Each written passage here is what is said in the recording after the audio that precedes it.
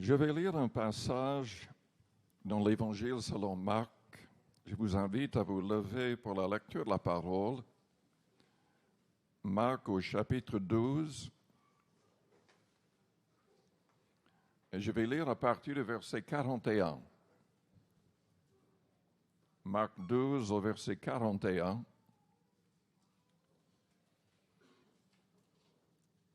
Le thème de mon message, le titre, c'est une question. Combien devrions-nous donner au Seigneur? Combien devrions-nous donner au Seigneur? Jésus s'étant assis vis-à-vis du trône, regardait comment la foule y mettait de l'argent. Plusieurs riches mettaient beaucoup. Il vint aussi une pauvre veuve.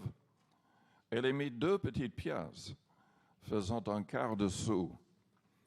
Alors Jésus, ayant appelé ses disciples, leur dit, « Je vous le dis en vérité, cette pauvre veuve a donné plus qu'aucun de ceux qui ont mis dans le tronc.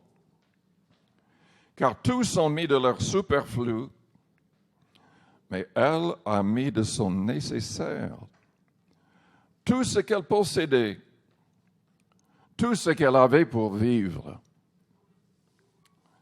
Prions le Seigneur avant d'aller plus loin. Père Céleste, nous te remercions pour ta parole qui nous éclaire. Seigneur Jésus, tu as tout donné. Tu as donné ta vie. Tu as versé ton sang. Seigneur, montre-nous comment nous devrions vivre. Combien nous devrions donner, non pas uniquement de notre argent, mais de tout. Agis en nous. Sauve toute personne inconvertie dans cette salle. Délivre les captifs, guéris les malades. Que la foi s'élève dans nos cœurs. Au nom de Jésus. Amen. Vous pouvez vous asseoir.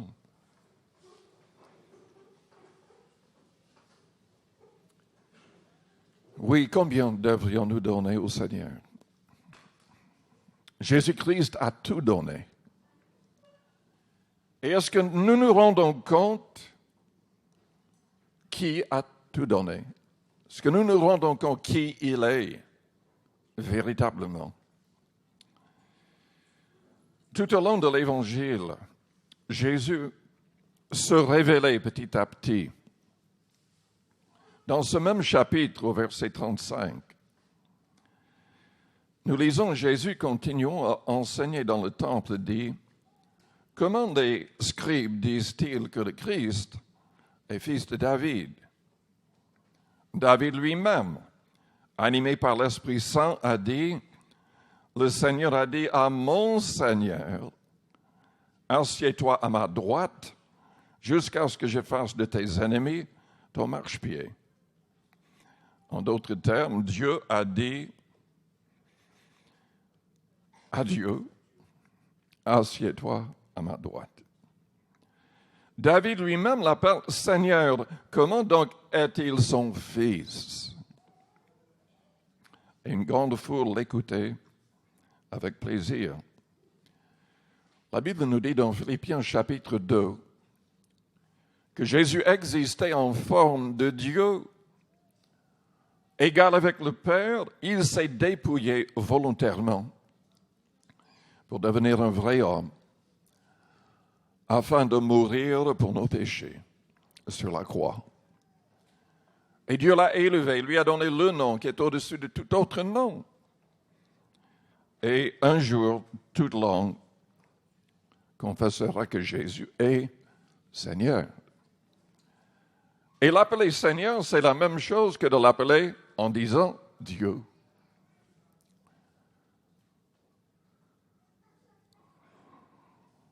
Dieu s'est fait homme.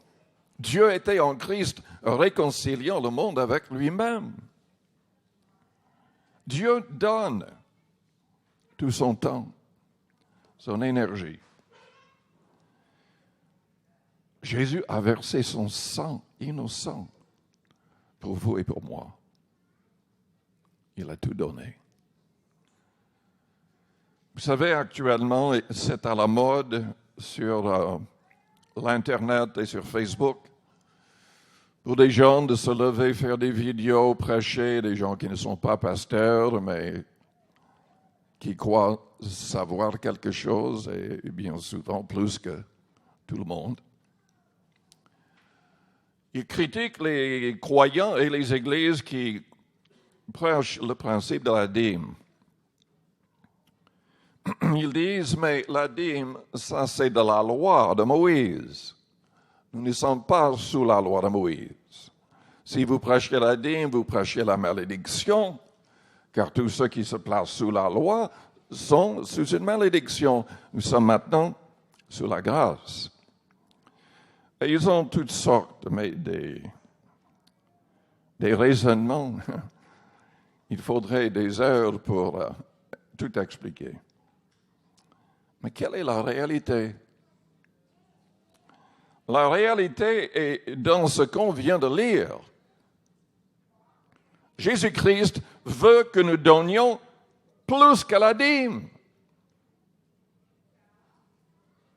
Pour moi, la dîme restera toujours un point de repère. Donner 10% de tout ce qu'on a, c'est normal. Normal pour quelle raison? Parce que la dîme dont je suis en train de parler n'est pas la dîme de la loi de Moïse. Si on était dans le contexte de la loi de Moïse, nous serions obligés de donner 3 dîmes, non pas une dîme. On serait appelé à faire des offrandes volontaires en plus que ces 3 dîmes. Oui, les Israélites donnaient une dîme pour soutenir la tribu des Lévites. Ils ne pouvaient pas posséder des terres. Ils devaient s'occuper du temple uniquement. Dans ce contexte, il y avait les sacrificateurs. Ils vivaient de cette dîme. Mais les Israélites devaient aussi donner une deuxième dîme. En tout cas, ils devaient mettre de côté une deuxième dîme, le changer en argent, afin de pouvoir faire des pèlerinages plusieurs fois dans l'année pour les fêtes juives à Jérusalem. Donc déjà, on est à 20%. Tous les 3 ans, il devait donner une 3e dîme, en plus que le reste, pour les veuves, les orphelins, les pauvres. C'est Dieu qui demandait cela.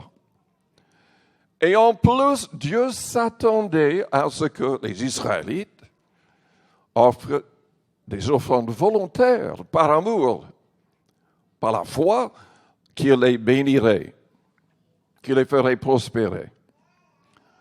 Et quand ils étaient fidèles, Dieu les a fait prospérer. Ils étaient la tête et non la queue, selon les promesses. Il est vrai que nous ne sommes pas sous ces lois-là. Si on était dans le contexte judaïque, on serait obligé de donner ces dîmes et ces offrandes toujours aux Lévites. On ne pourrait pas les donner à Jésus-Christ, parce que Jésus-Christ n'est pas des Lévites. Il n'était pas de cette tribu. Souvent, les gens critiquent la dîme en se servant de Hébreux 7. Moi, j'utilise Hébreux 7 pour dire que nous devrions toujours offrir notre dîme à Jésus-Christ. Pour quelle raison? Parce que Hébreux 7 parle d'Abraham. Nous sommes de la postérité d'Abraham. Si nous marchons par la foi, notre foi en Jésus-Christ. Quand est-ce qu'Abraham a donné la dîme? Sous la loi de Moïse? Absolument pas. Il n'y avait aucune loi à l'époque d'Abraham. Abraham, Isaac et Jacob n'étaient pas sous la loi de Moïse. C'était 430 ans plus tard que Moïse a reçu la loi pour les Juifs. Pour quelle raison est-ce qu'Abraham donna une dîme à Melchizedek, un sacrificateur? Il y a des gens qui disent, mais enfin, Abraham, ça n'a aucun rapport. Il a donné la dîme une seule fois. Et ce n'était même pas son argent. C'était l'argent du butin de guerre. Il est vrai que Abraham est parti en guerre parce que Lot et les habitants de la ville où il était avaient été amenés en captivité. Leurs biens aussi. Donc Abraham, avec ses serviteurs, ont attaqué ces rois, ont libéré les captifs, et c'est vrai que ces biens ne lui appartenaient pas. Mais quand on était victorieux dans une guerre, tout appartenait au vainqueur. Et ce qui est notable dans l'histoire d'Abraham, il n'a rien gardé. Ce n'était pas son argent. Il n'a rien gardé pour lui-même. Il a refusé de garder quoi que ce soit parce qu'il ne voulait pas que les gens disent que c'était ces gens-là qu'il avait enrichis. Il voulait que les gens sachent que c'était Dieu qui le faisait prospérer. Il n'a rien gardé. Et pourtant, avec cet argent qui ne lui appartenait pas, si on peut imaginer ainsi, il a offert la dîme. À Melchizedek, il y a des gens qui disent, mais c'est la seule fois qu'il a donné la dîme. Si c'était la seule fois, pourquoi est-ce qu'il a donné? S'il n'avait pas l'habitude de donner la dîme déjà, pourquoi est-ce qu'il a donné à Melchizedek? Est-ce que Melchizedek, ce sacrificateur, était un étranger? Ou est-ce qu'il avait déjà l'habitude de le faire? Vous savez, la Bible ne donne pas tous les détails.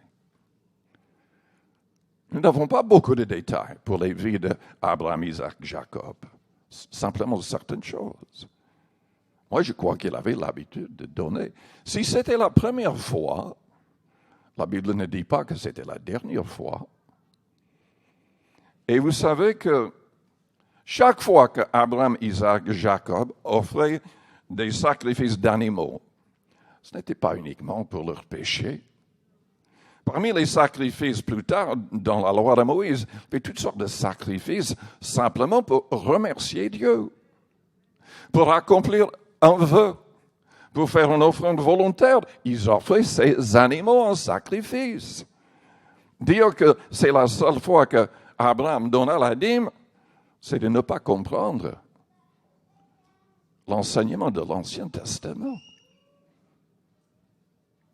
Ce qui est vraiment remarquable dans cette histoire, quand on lit Hébreux chapitre 7, et même toute cette épître répète continuellement que Jésus-Christ est notre Melchizedek, notre souverain sacrificateur.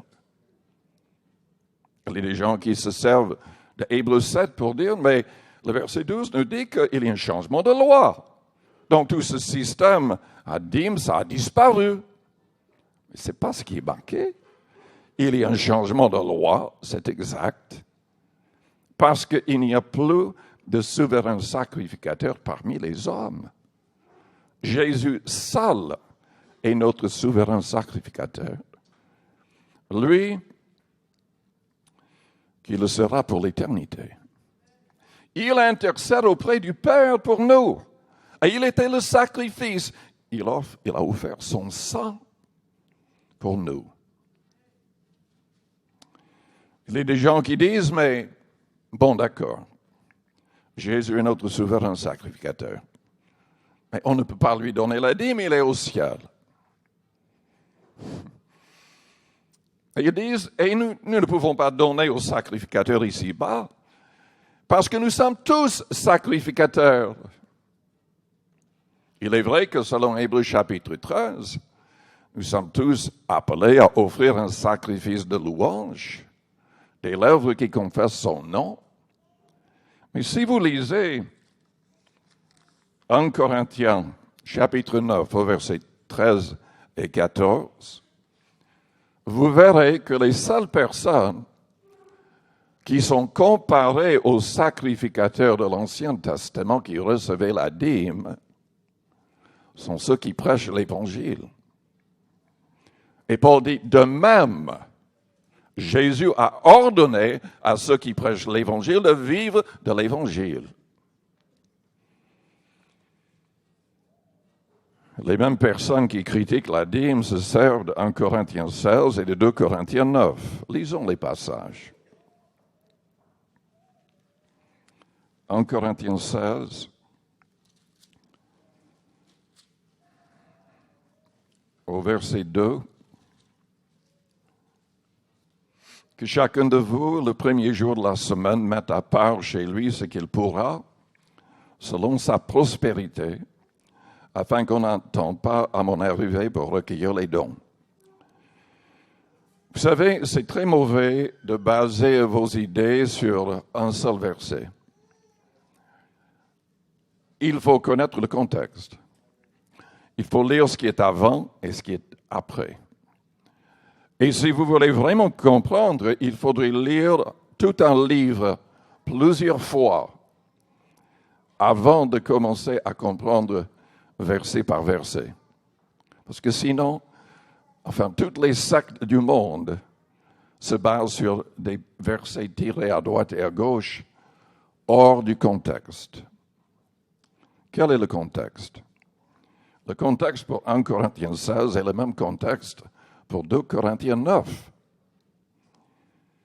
Paul recevait une collecte exceptionnelle qui n'était ni pour l'Église locale, ni pour soutenir ceux qui annoncent l'Évangile. Il recevait une collecte vraiment exceptionnelle. Il envoyait même une équipe dans toutes les églises, en avance, afin de motiver les chrétiens à donner de manière libérale et non pas comme un acte d'avarice. C'était pour aider les saints à Jérusalem qui sont tombés dans la pauvreté totale à cause d'une famine. Et Paul met une forte pression sur les chrétiens pour qu'ils donnent vraiment avec foi, avec joie. Il ne voulait pas qu'ils aient l'impression de donner avec contrainte, mais il voulait quand même qu'ils donnent, non pas comme un acte d'avarice, mais que libéralement. Il ne parlait en aucune manière des offrandes normales pour soutenir les ministères ou pour l'Église locale. C'était vraiment exceptionnel. Et les gens qui enseignent que le principe de la dîme n'est plus valable se basent quand même sur ces deux versets. Il n'y a aucun rapport. Pour ce qui concerne la collecte en faveur des saints, agissez, vous aussi, comme je l'ai ordonné aux églises de la Galatie. Dans 2 Corinthiens, chapitre 9.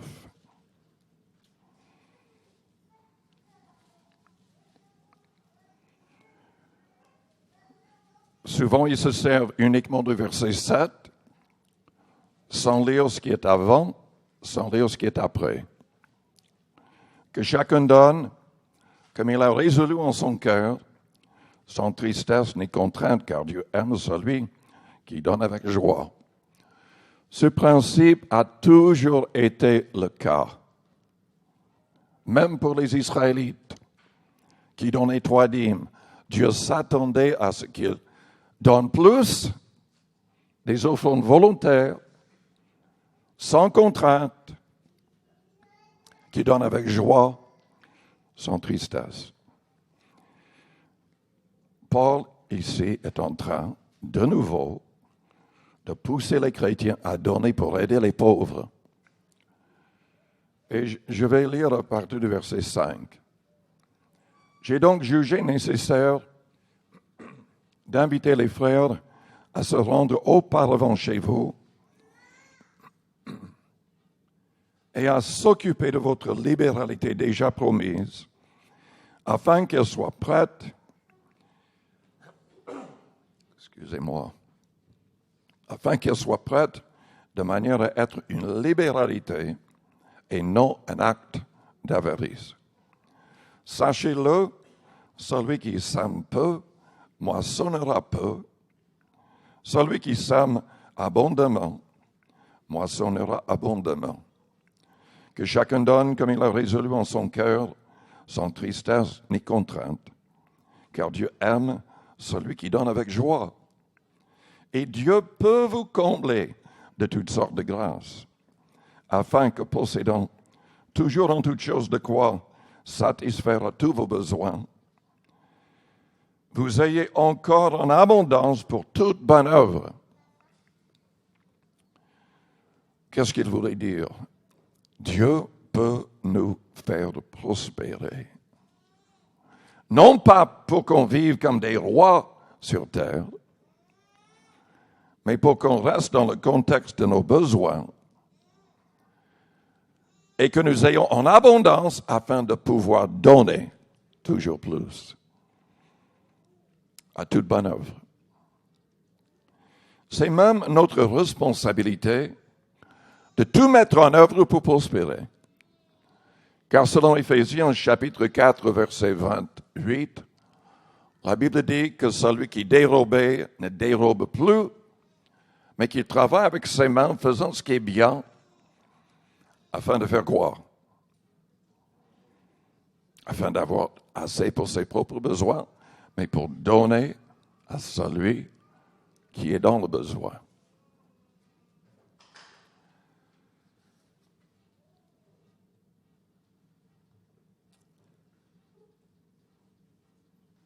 En fait, comme je l'ai déjà dit, le principe de la dîme n'est qu'un point de départ. C'est quand même un point important, un repère important. Car donner moins, mais on n'est pas en train de suivre ce que Dieu désire. Si on ne donne même pas la dîme, nous sommes en train de dire à Dieu, nous sommes en train d'imaginer que le royaume du Christ, l'Église, l'évangélisation du monde, n'est pas aussi important que le temple juif. Les Juifs donnaient 3 dîmes, plus des offrandes. Est-ce que nous devrions donner moins que les Juifs? Je vous pose la question. Même s'il n'y a pas de contrainte dans le christianisme, si on peut dire cela, est-ce qu'on peut, dans le contexte de notre amour pour le Christ, donner moins? Et c'est évident quand Jésus parlait toujours dans le contexte de la loi, que ce soit avec les pharisiens ou dans ce passage que nous avons lu au départ. Vous vous souvenez de ce que Jésus a dit aux pharisiens. Il leur a fait la reproche qu'ils donnaient la dîme de tout, mais ils n'accomplissaient pas la totalité de ce que Dieu demandait. Et après avoir dit cela, il a dit, mais il ne faut pas omettre les autres choses, c'est-à-dire la dîme et tout. Et 2 fois, il a dit, c'est mentionné dans 2 évangiles. Mais avec ses disciples au temple, il les appelle. Il fait l'éloge de cette pauvre veuve. Il dit, mais elle a donné plus que tous les riches. Elle a donné de son nécessaire, non pas de son superflu. Vous savez, quelqu'un qui a beaucoup d'argent, donner la dîme ou même 3 dîmes et quelques offrandes, c'est peu de choses. C'est son superflu. Il y a des gens qui gagnent des millions, des millions, des millions. Ils donnent des millions et c'est de leur superflu. Mais cette veuve a donné tout ce qu'elle possédait, tout ce qu'elle avait pour vivre. Et est-ce que Jésus a dit, mais elle n'aurait pas dû le faire? Il y a des gens qui prêchent ainsi, qui disent que si on prêche la dîme, vous êtes en train d'accabler les pauvres. Jésus n'a pas dit, n'a pas parlé comme ça. Il a fait l'éloge de cette personne parce qu'elle a tout donné. Pourquoi est-ce qu'elle a tout donné? Peut-être qu'elle était comme la veuve de l'Ancien Testament qui avait besoin de miracles. Peut-être qu'elle a tout donné en disant, mais Dieu, c'est tout ce qui me reste. Je te fais confiance, accomplis un miracle. Que j'ai un travail, que l'argent arrive. On ne sait pas, on ne connaît pas le fond de cette histoire. Mais Jésus a fait l'éloge de cette personne parce qu'elle a tout donné. Et moi, je dis aux gens qui veulent gaspiller notre temps avec des vidéos et des enseignements interminables contre la dîme, vous êtes dans l'erreur. Vous devriez toujours donner plus que la dîme et parfois vous devriez tout donner.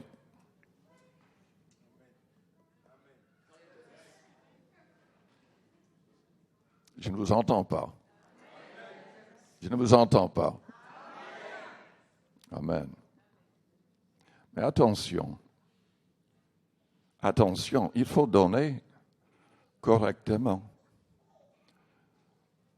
Que Dieu nous bénisse ou pas, on devrait donner. Que Dieu nous bénisse ou pas, on devrait donner par amour. Lui, il a tout donné. Il peut nous faire prospérer si on a un bon cœur. Ça ne va pas arriver à tout le monde. Vous savez, la Bible parle de la prospérité de Joseph. Et pourtant, il était esclave. Il était esclave. Dieu le faisait prospérer dans le contexte limité. Et finalement, il est vrai, Dieu l'a élevé à la fin à cause de sa fidélité pour qu'il soit juste en dessous du pharaon lui-même. Mais la Bible parle de sa prospérité quand il était encore esclave. Il faut voir la part des choses. Il faut comprendre que la prospérité n'est pas toujours le fait d'être très, très riche ici-bas. On peut tout perdre parce qu'on accepte Jésus-Christ. Il y a des gens qui sont chassés de leur famille, parfois de familles très riches. Ils perdent absolument tout. Et dans certains pays, actuellement, ils perdent leur vie. Mais il y a des richesses éternelles. Et que Dieu nous préserve de la fausse doctrine de prospérité. Que Dieu nous garde de toute cupidité, de toute avarice. Parce que le message qui est prêché trop souvent, qui n'est pas biblique, dit aux gens, mais si vous donnez, Dieu va vous faire prospérer et vous pourrez vivre comme des rois ici-bas. Et très souvent, les gens qui prêchent cela vivent comme des rois ici-bas et les gens qui donnent restent pauvres. C'est diabolique. Vous m'écoutez? C'est diabolique.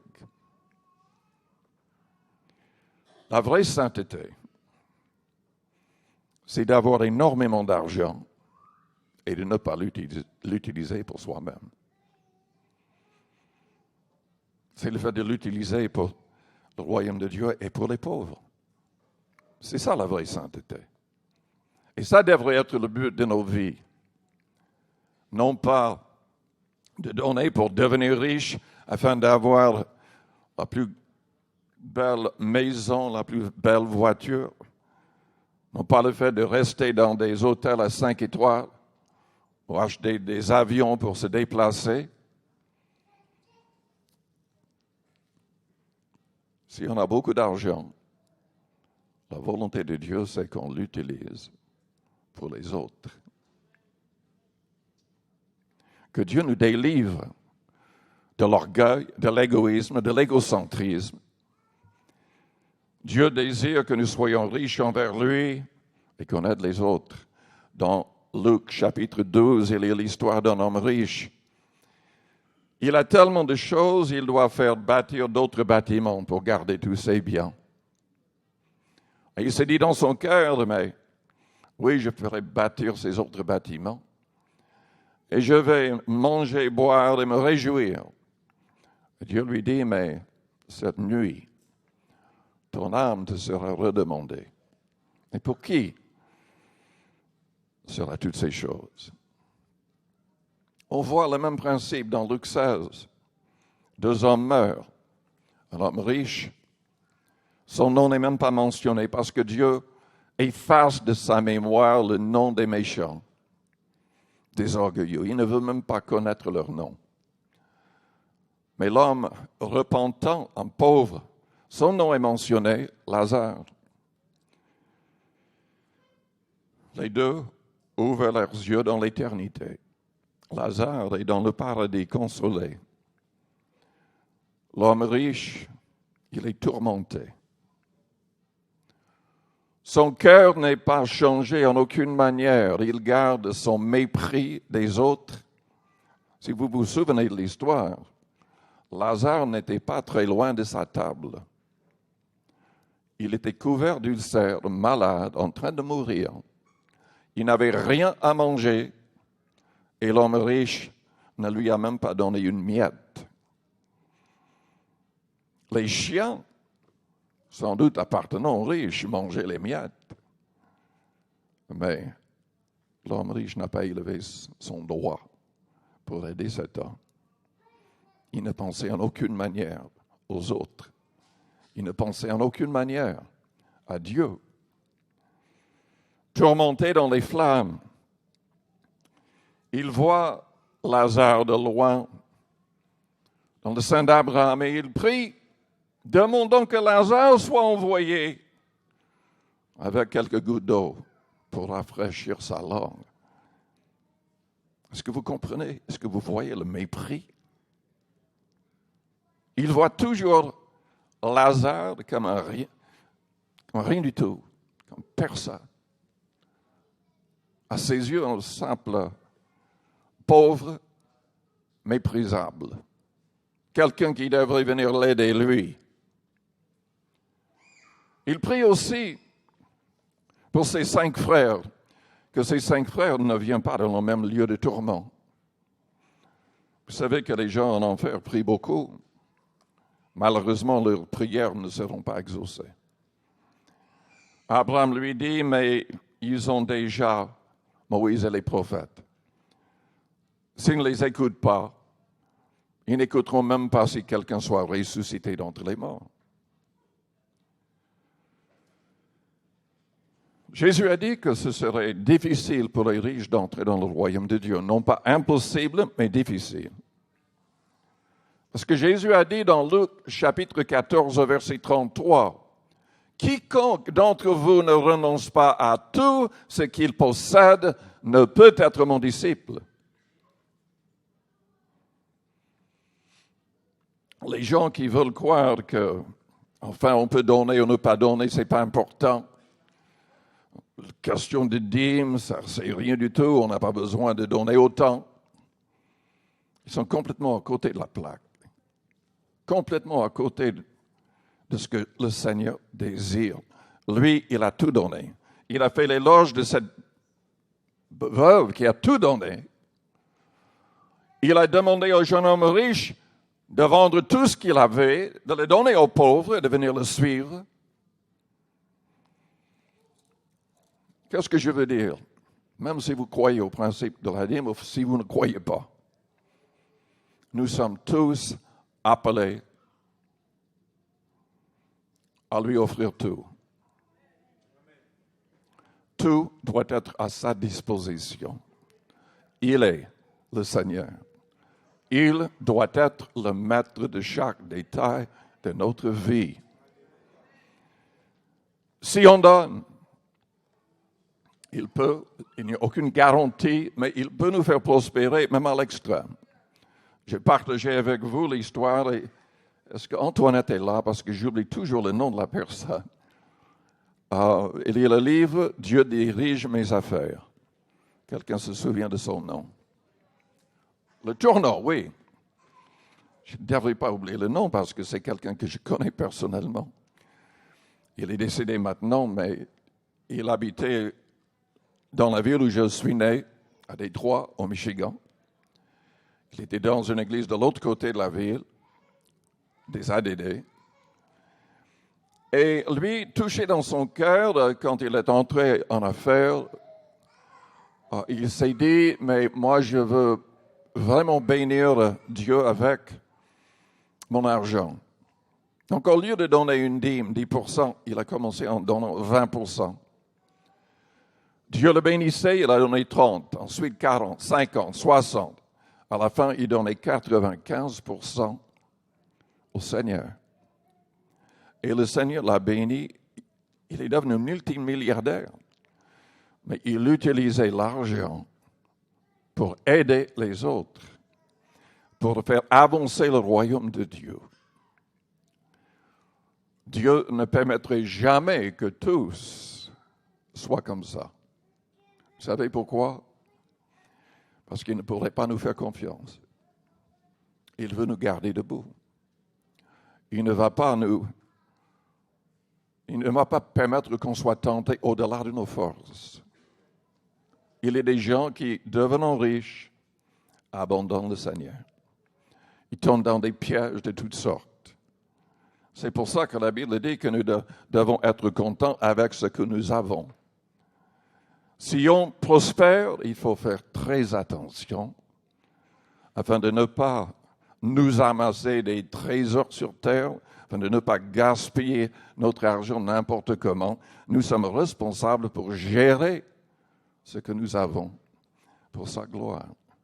C'est l'idée dans Matthieu 25 des talents, qui était une somme d'argent que le maître a donné à ses serviteurs.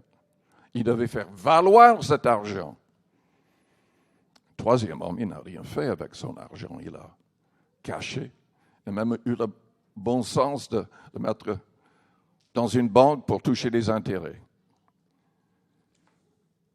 Combien devrions-nous donner? C'est au Saint-Esprit, l'Esprit de Christ, de nous diriger. Mais nous devons être prêts à tout donner, même notre propre vie.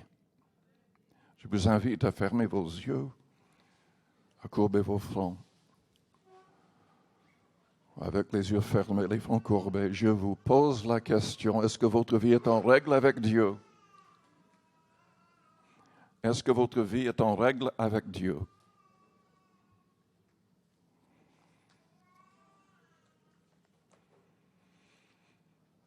Est-ce que vous avez accepté Jésus-Christ véritablement comme le maître absolu de chaque détail de votre vie? Quiconque invoquera le nom du Seigneur sera sauvé. Mais ce n'est pas le simple fait de dire Seigneur. Nous devons l'accepter véritablement comme Seigneur. Nous devons accepter de mettre tous ses commandements en pratique. Tous ses commandements. Nous devons renoncer aux œuvres de la chair. Nous devons permettre que son esprit entre en nous et nous donne la victoire contre les œuvres de la chair. Afin que nous soyons maîtres de nous-mêmes, que nous ne soyons pas esclaves d'une habitude mauvaise ou d'un péché. Si vous vous rendez compte que votre vie n'est pas en règle, mais vous voulez qu'elle soit en règle et vous voulez être un vrai disciple de Jésus-Christ, pendant que les yeux restent fermés, les fronts courbés, s'il vous plaît, faites-moi signe. En élevant votre main juste pour un instant, je voudrais prier pour vous.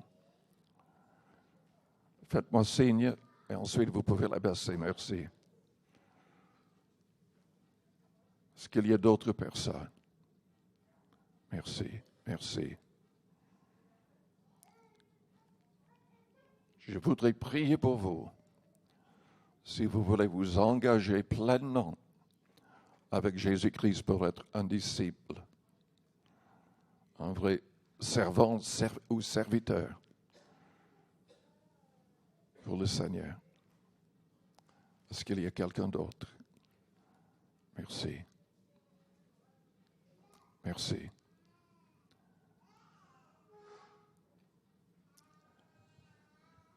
Je vous invite tous à vous lever. Restons dans une attitude de prière.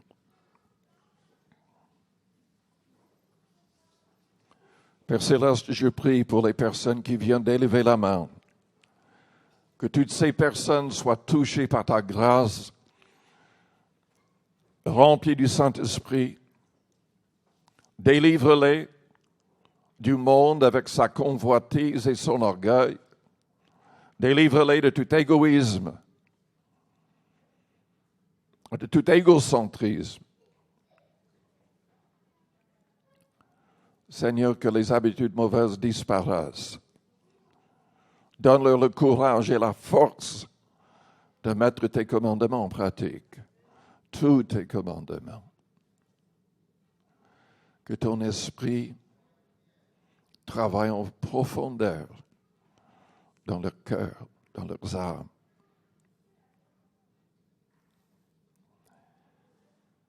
Nous